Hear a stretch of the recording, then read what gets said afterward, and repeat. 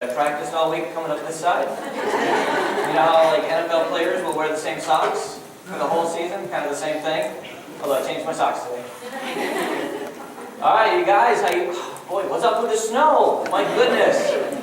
I just want you to know it's my job today to keep you out of the snow just a little bit longer. What I mean is this, I have news. Let's say, you know, the good news, bad news thing, right? Let's not say that because that's subjective. Let's just say news and other news. So here's the news. The sermon today is only about 8 minutes long. Now, thank you. I thought you guys were boy, okay. Now, the other news is that I got to give you about 30 minutes worth of background material to actually get through the sermon. And you're laughing now, but in 30 minutes you're going to be like, he was telling the truth. Right on. So in the spirit of Smokey and the Bandit, we got a long way to go and a short time to get there. You guys got that song in your head all day now, aren't you? So if you have your Bibles, go ahead and turn to Mark chapter 4. Again, looking at your Bible, Matthew, Mark, going New Testament, Mark chapter 4. If you have your smartphones or your iPads like I do, or your tablets, go ahead and turn the Bible out to Mark chapter 4 as well. A couple new things. I'm gonna try standing up here today because last week I noticed, because I'm short, I love the floor, I do, but I'm short, and I noticed some of you were like dodging people trying to see me. So I'm gonna try this today. That's brand new. Also, I'm using my iPad, so let's pray that battery doesn't give out. Although it says 100%, and I may have technical issues with that. But as you guys are turning to the text today, I want to share with you. Remember what I said last week? 2 things that Jesus said that just sound ridiculous. Now, of course, you know from last week I was saying that I believe everything Jesus said and says is applicable. It's healthy. It's good, you know, for us today, tomorrow, for every tomorrow. But there are 2 things, and in fact, we can break it down to 3 things specifically today that Jesus says that just sound ridiculous to us. And so I want to share with you, in the midst of that, 3 stories. And the first story begins with a storm. And since what we're looking at today is narrative, I want you to understand 75% of the Bible is written in a narrative fashion. It tells a story. That's what we're going to do today, because as I went through this verse by verse, as I like to do, I was through story number 1 and it was like 40 minutes. Okay, so we're not doing that. Okay, so we're gonna fine-tune it just a bit. Okay, so I'm gonna just share with you a little bit what's going on. This first story involves a storm. And leading up to this, you have Jesus in a house with his disciples, and he's teaching them parables. In fact, he's preaching and using parables that time. In fact, that day he used more parables than he used any other time with his disciples. He shared 9 with them. And so he would tell them a parable, and they would say, that was great, but we really don't get it. And Jesus would say, oh, you didn't understand my story? Let me tell you another story. And they would say, that's really good, but we just don't understand what you're saying, Jesus. And so this happens, and this goes on for 9 parables. And then he looks at his disciples and he says, let's go. It really is getting at, he said, let's go to the other side of the Sea of Galilee. That's not really a sea at all. It's actually a lake. In fact, Luke calls it by its proper name, the Luke of Gennesaret. I bet he did say that at one time. Luke probably did say it. Lake of Gennesaret. So that's what it's called, but it's known as the Sea of Galilee. It's a large body of water, though. It's 7 miles north to south and 3.5 miles wide, east to west. So again, not super huge, but they're going to go to the other side. You also have to understand they're not really going to the other side. They're going from like the northern shore to like the eastern coastline-ish, somewhere in there. So kind of a diagonal path. And as they set out, right, they just jump in their boats. They're going. Jesus said, let's go to the other side. They don't stop and grab a bag. They don't shower. They don't stop for Happy Meals. They just jump in the boat, and they just start heading out. And then there's other boats, because it's a kind of a fishing community. So other boats start following him, right, because this is Jesus. And I keep saying this. I don't mean this in a blasphemous way. Jesus was like a rock star. He drew a crowd everywhere he went. People wanted to see him. They wanted to hear him. They didn't necessarily want to listen to him, but they wanted to hear him. They wanted to be fed by him. They wanted to be healed by him. Okay, so he always drew a crowd, and so this is no different. He's in the house. I kind of suspect he's peeking out the curtains, or maybe he's closing the blinds, right? Okay, they wouldn't have blinds, but I'm just making a joke. Maybe they were a Venetian. Staying in front of the. I'm sorry, it's terrible. Terrible. there's a crowd coming, right? So he leaves, they go out, they jump in the boats, they take off, other boats are following, which is a bad idea, because you're going to see there's a storm that's going to come up in just a few moments.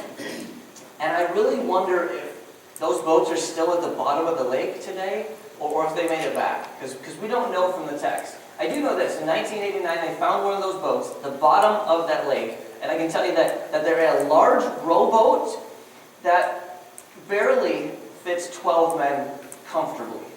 And so you got this, what's going on today, Jesus and his 12, so you got 13 crammed into this boat. And they take off, and I don't know how or where Jesus did this, but he found a place somewhere in that boat, in the back of the boat, to lay down and go to sleep. I can't even imagine, I can't even understand how that all happens, but they're moving along, and the storm comes up. In fact, this is the first text I want you guys to see. Mark chapter 4, verse 37. It says, a furious squall came up. Now you need to understand that that's not an angry Indian woman. Okay, that is a very violent storm that comes in. And the way it happens is because the Sea of Galilee it's a geographic anomaly. It really is. It sits 693 feet below sea level. It's surrounded by these hills that are 2,000 feet tall. I grew up in Grand Rapids, Michigan. Those sound like mountains to me, but these hills, and the wind would just come cruising along, and it would barrel down those hills, hit the Sea of Galilee, and these storms would come up. Now also you need to know that the Greek word that's used there for that furious squall, that's an intense storm. It's the same word that we would translate as hurricane. So you got to understand, it's not just a mamby-pamby storm that's coming along here. Okay, so it's violent. And we see in the text that the boat is, I can just kind of picture it, right? The boat is rocking all over the place. The wind is blowing like crazy. There's thunder, there's lightning. Waves are crashing against the boat. We know that water's coming in the boat. They're getting swamped. And in the midst of this, I love this, in the midst of all of that chaos, the disciples run over and they shake Jesus and they wake him up and they say, Master, don't you care that we're going to drown? You know, they're like, we're going to die. And you're sleeping. Interesting, huh? Here's what I think is... By the way, they don't ask him for a miracle. I don't know if you guys really caught that. They just wake him up. They want him to help. It's like all hands on deck, right? Let's get this water out of the boat. And so essentially, it's almost humorous, almost. They have the Son of God in their boat with them. And in the midst of this storm, all they can think to do is hand him a bucket. Right? It's almost humorous. But guys, I would caution against laughing too much, because some of you might be there right now. That's right. You might be going through a horrendous storm in your life at this very moment. And Jesus is right there in the boat with you. And you don't ask him to calm the storm. You just give him a bucket. So they wake him up. They're afraid. I love that there's no dialogue in the text whatsoever. Jesus just stands up. Normally that's a bad idea. How many fishermen we got here? Fisher people? So I'm trying to be political. Okay. Yeah, you don't typically, in a rowboat, you wouldn't stand up. Especially not in the back of the boat. I mean, balance-wise, right, in a storm. I mean, you don't want to fall in. The disciples, I'm sure, it doesn't say, but I'm sure, the disciples, they're not all fishermen, but most of them, they would have got it. They're probably laying close to the bottom of the boat. But Jesus stands up. Well, yeah, actually, now that I think about it, it's not really much of a big deal. He can walk on water. We just tuck and roll and get back in the boat. But you know, he's like, he stands up. No dialogue. He just stands up and he says, "Quiet, be still." I love it. Now let me give you the literal translation of what Jesus said to the storm. Okay, and it's not so much from the Greek over here as it is from my mom over here. He said, "Sit down and shut up." Right. It's essentially what he says. And the storm did it. It listened. It obeyed him. And it was calm. And then I love this. Jesus looks at them and he asks them, "Why are you afraid?" That's our first, one of the ridiculous things that Jesus says. And it's almost a two-part question, because here's what he says: why are you afraid? And why is your faith so little?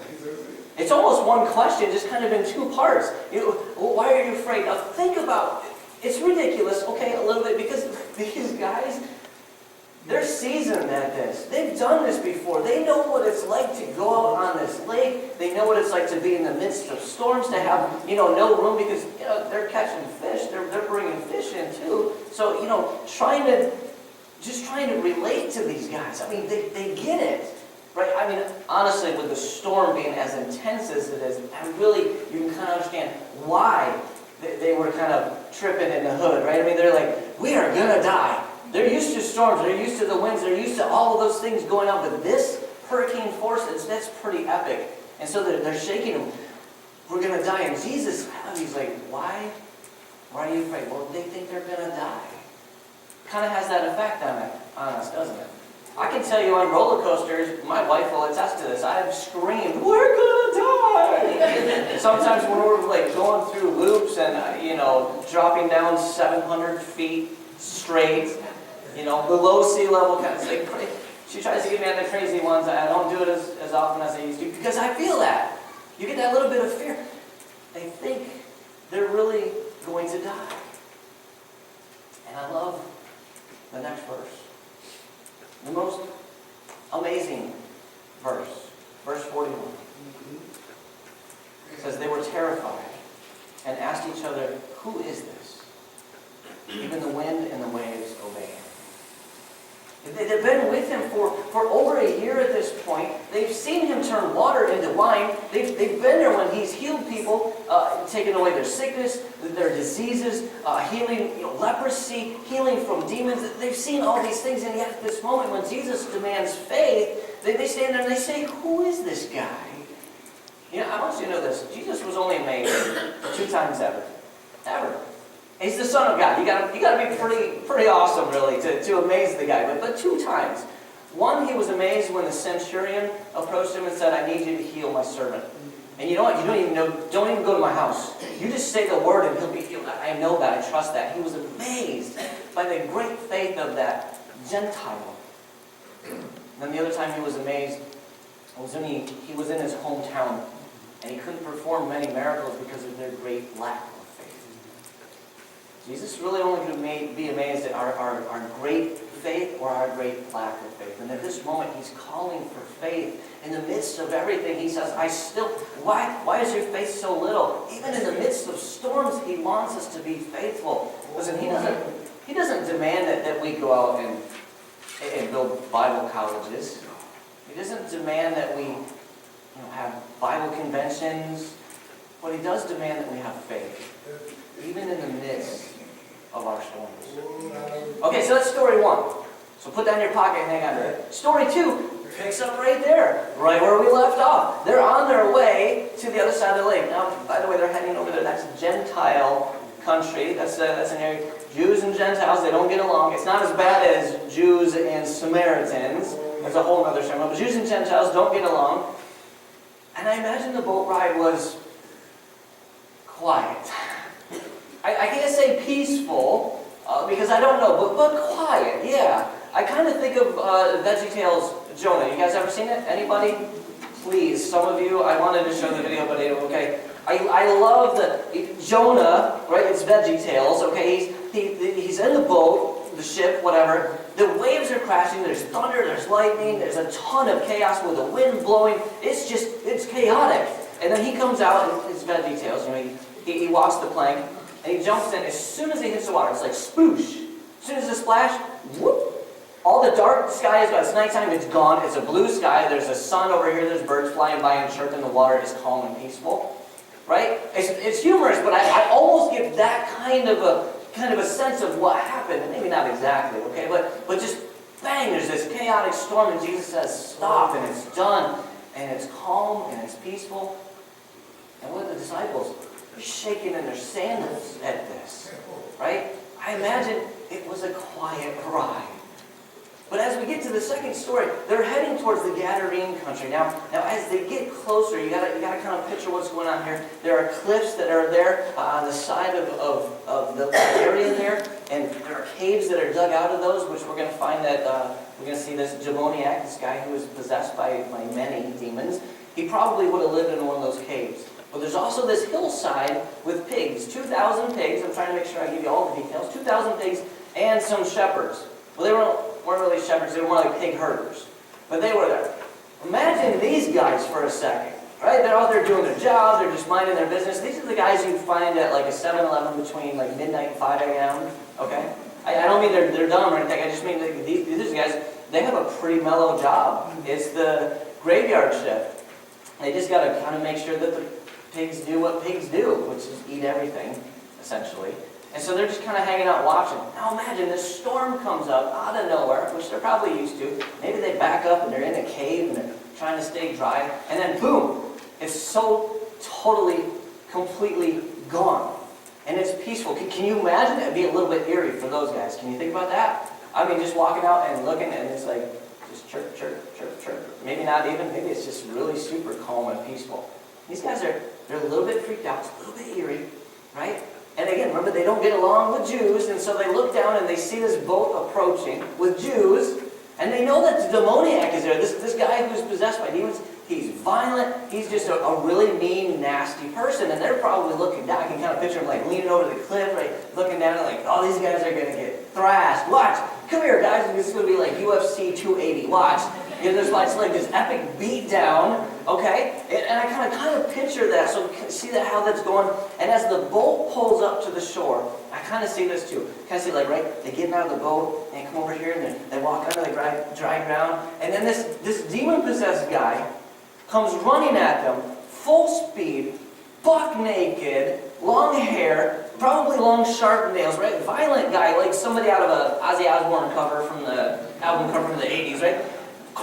Screaming at the top of his lungs. Now, I don't know about you, but that sounds eerie, right? That's eerie. I don't know if this is right or wrong, but I can see Peter doing this like, nope, nope. Jesus, back in the boat. Come on. Come on, guys. I can kind of see that happening because I would probably be like, yeah, I'm going to go over here. You stay over there. But that didn't happen. Jesus is standing there. This guy comes running at him full speed and throws himself down on his knees at the feet of Jesus. And I love this part because, look, from the previous story, the wind and the waves, they knew who Jesus really is. He rebuked them, they stopped. And in this, it's the same thing. The demons start screaming, what do you want from us, Son of God? I love it. They know who Jesus really is. And Jesus is clear. He's like, I want you out of that guy. What's your name? And they say, our name is Legion. Now Legion is something we would equate with like the Roman army. A legion would be 6,000 soldiers, okay? So if you want to get really literal, let's just do this here, okay? 6,000 demons in this guy. We'll just, for simplicity's sake, we'll keep it super straightforward. And they say, don't cast this into the abyss before the appointed time. I get it. I love it. I love it. They know exactly who Jesus is. There's no confusion. They say, oh, let's go into the pigs. 2,000 pigs. So if you do the math, 6,000 demons divided by 2,000 pigs, that's about 3 demons per pig. Now, what does Jesus really care? He's Jewish. He doesn't eat ham or bacon, right? So he's like, boom, okay, go. And they run in, they go into the pigs. Now here's where you got to track with me a little bit, okay? The pigs, they run hog wild down this hill into the water. It's the first case of deviled ham.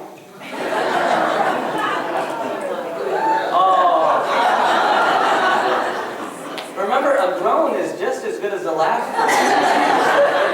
If you didn't like it, that's swine with me. So they run down this hill, they splash into the water, 2,000 pigs. Now, pigs are actually pretty good swimmers, but they do have very sharp hooves. And so many scholars believe that as they just kind of like forced each other into the water at the bottom of that they were actually clawing at each other and they bled out. I don't know, but I do know this. That's a whole lot of pigs in there. And before some of you guys get upset, animal cruelty, all these things, I want you to know that Jesus loves all of his creation. All. But that soul of that man is so much more valuable than 2,000 pigs. or 20,000 pigs, or all the pigs in the world, okay? And so I love that that takes place. Now, while this is happening, right, these shepherds, pig herders, bad night for these guys. Super eerie, what's going on? This is crazy, there's going to be a beatdown, there's no beatdown, right? They see all this happen, the pigs run down, they drown, and they're thinking, man, it's just a part-time gig. Whoa, I gotta go tell the boss. And so they leave, they go into town, and they wake up like the governor and the mayor and all the townspeople and their bosses, and they have this town meeting that takes place. And I suspect it was a couple hours that had passed, and they all come back, this big crowd of people. And I love it. I love in the text, we're not going to read this at this particular moment, but I love in the text where they're looking at them, the crowd. It says they were afraid of Jesus. And they asked him to leave. You see, Jesus, he's a gentleman. But you know, when you're faced with an encounter with Jesus, you only have two options. The demoniac was healed and he wanted to follow Jesus, and Jesus said, no, I just need you to go and tell people what God has done for you. The people said, go away. You really only get those same two options, guys. You can say, I want to follow you, or you can say, go away from me. Now I know some of you know this, you're probably going there. Peter said, go away from me. But that's different. He saw a glimpse of his holiness, and he saw the comparison of where he was, and it was too much. It's completely different. So that's story 2. Story 3 picks up right where we're at. They're going to go, they're going to leave from there. They say leave. Jesus is a gentleman. He's going to go. They head to Capernaum, which isn't very far, and honestly, it's not a very big, it's not a very town, city. I mean, it's small. 1,500 people, basically, would live there. So a very, very small community, probably fit the whole entire town almost on what we have here for a campus. Maybe it would extend just a couple blocks beyond. So not a very big region at all. And again, you can imagine as he's coming up to the shoreline, right? The boat is coming in there. It's not a speedboat, you know. They're going as they're going, and people, what they would do what they do. They're gathering. There's a crowd that's gathering. Now this crowd gathers. Again, they want to see Jesus. And in fact, we're not going to go there, but Luke, because I know we're in Mark, Luke actually used more of a Greek emphasis on wording-wise to let us know that the crowd was, it was a dangerous place for Jesus to be. So you're talking about a violent, rude crowd. Think about this room, number-wise, I might be way off, but that's okay, that's fine. Imagine putting 500 people in this room. That'd be pretty tight, wouldn't it? Imagine being like shoulder to shoulder and squished in next to somebody, and there's really no room to move. You have to like squeeze to try, and you bump into it. There's somebody constantly to bump it into. Kind of picture that, because that's really what was going on. Everybody, and the rudeness was they all wanted to get to the front of the line. They all wanted to come up to the front to see Jesus. But in the midst of that, there are only 2 that get through the crowd. The first one, I know how he got there. It's Jairus. He's one of the Jewish synagogue leaders. He would have got through because it's a Jewish crowd, he just kind of has that authority. And so the text says that he comes through the crowd and he walks up to Jesus and he falls on his knees before Jesus. And he says, Jesus, my daughter, she's sick, she's dying, I need you to heal her. See, she's 12 years old. The interesting thing in that society, 12-year-old females were women, but 13 was men. Kind of a difference there. My wife would tell you it's because women are more mature. I don't know. I don't think so. Anyways, she's at this point where not that I'm saying she's going to go have babies right away, but she's at this point where she's starting to come into this adulthood, this womanhood. All right, and they know. They're old. They're not going to have more kids. She's it. They love their daughter. They love their little girl. And they want a legacy. She's going to have to get married and have children and have that legacy. And so this is a big deal. In a Jewish culture, this is a very, very big deal. And so he says, I want you to come and heal my daughter. And Jesus says, okay, let's go. And they start heading that way. Now, I don't know if this is immediate. I don't know if it was like 10 seconds later, 1 minute later. All I know is that very, very, very quickly, as they're moving through the crowd, there's this woman who comes running through the crowd. Now, I know how she got through the crowd as well. 2 reasons. One, faith. See, she's been bleeding for 12 years. Okay, she wasn't like beat up or cut. I've been working on this word all week. I promise I'm going to do my best. Probably going to say it wrong again. It's a gynecological issue. Sounds so weird. Met a guy who couldn't say watermelon. He was like, watermelon. Kind of the same thing. So I'm having trouble with, you know what I'm saying though, guys, right? Guys, girls, ladies, you get it. It was an issue of bleeding for 12 years. Can you imagine? My wife was like, no. I couldn't imagine. The whole town knew it. Everybody. Imagine for 12 years. Look, the Bible talks about it, so we're going to talk about it. I know it's awkward, but listen, ladies, you have modern advancements in 2019, and so you can hide those kinds of things. You just need to know she couldn't hide those kinds of things. She would have a cloth that she would have to take over to the lake and wash the cloth out. Okay? This is something that absolutely every single person, all 1,500, they would have known. It was a small community. They would have known. Now, it goes beyond just a cycle of bleeding. This is about being unclean, according to the law, Jewish culture. And when you're unclean, you really can't associate with anybody. You can't go to the synagogue, you can't go worship at all. And everything you sit on is unclean. Your whole household is unclean. Your husband, your children, they're all unclean. Anybody you touch, come in contact, they're all unclean. So that's the second reason why I know she got through the crowd. They're probably like, whoa, hey, oh yeah, over there, just over there. You're good. Bob, move out of the way. You know, kind of thing, because they don't want to be touched. And I love it. So it's that, and she comes rushing through there, and she's thinking, if I can just touch Jesus. And not even that, if I can just touch his robe, if I can just touch that, I'll be healed. And so that faith, and she touches his robe, and I love it. The text says that she was healed immediately. And I love this because she knew it, right? And this is my favorite part, though. Jesus stops, he's like, whoa, who touched me? Right? Can you imagine, right? That bottleneck that we just talked about here, right? And Peter, I love Peter. Peter's like, are you crazy?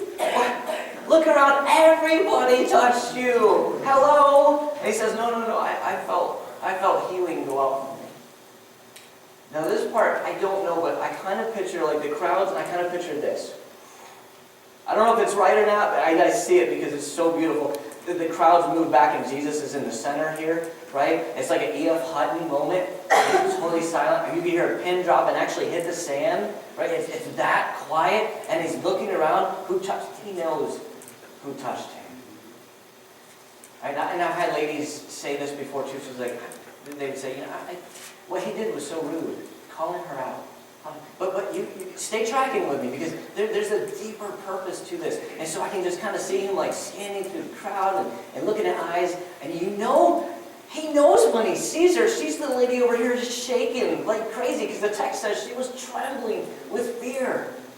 And she comes walking up and she falls on her knees at his feet and she confesses everything. And I love it because Jesus just says, your faith has healed you. And he says, go in peace. That was shalom. Let me tell you, it meant more than just go in peace. It was an actual prayer of a blessing in their lives, God's blessing. And let me tell you, this is the first time in 12 years that she could receive that. When Jesus did that, it was so beautiful. She was reconciled back to the community. Everybody saw it. Everybody witnessed it. See, she couldn't just leave and just go over to worship a couple days later and be like, hey, I'm healed. Woo! Because they were going to be like, yeah, I don't know. It's been 12 years. I'm not so sure. But what Jesus did was made it clear to everyone. There was no way around it. Healing right there. So I love that. It's a beautiful, beautiful picture. But in the midst of this, we still have a story, right? It's a meta-narrative. It's a story within a story, because you got Jairus over here like, hey, Jesus, he's kind of in a hurry. His daughter is dying, right? And so he's kind of in a hurry. And while he's standing there and Jesus is over here talking with this woman, what happens is a servant comes over to Jairus and says, your daughter just died. In fact, the Greek is very emphatic. It's translated this way: dead your daughter is. Very emphatic. And so I can imagine he's distraught, he's just heartbroken, and I can just kind of see Jesus, though, like putting his hands on his shoulders, right? And just saying, Jairus, hey man, it's all good. Just trust me.